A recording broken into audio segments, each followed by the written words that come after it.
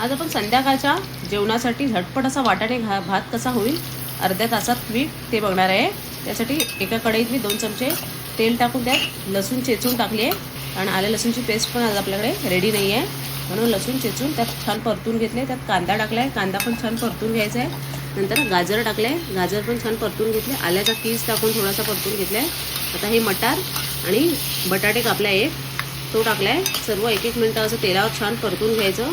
नंतर टॅमॅटो टाकले 2 मोठे कापून, ते सर्व छान मिक्स करून त्यात मसाले टाकलेत।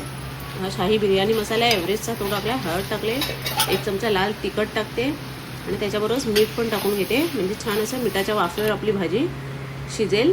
मटार आणि बटाटे छान अशी 2 मिनटं आपली मटार बटाटे सर्व शिजलेत। आता हा भात पण मी रेडी करून घेतलेला होता, सुटसुटीत असा बनवून घेतला आहे, तो टाकून घ्यायचा। तुमच्याकडे दुपारचा भात वगैरे उरलेला असेल त्याचा केला तरी छान होतो। असा कोथिंबीर घालून एक वाफ काढून आपला मटार पुलाव रेडी आहे। कशी वाटली तुम्हाला ही मटार पुलावची रेसिपी कमेंटमध्ये मला नक्की कळवा। आवडली असेल तर एक लाईक शेअर नक्की करा।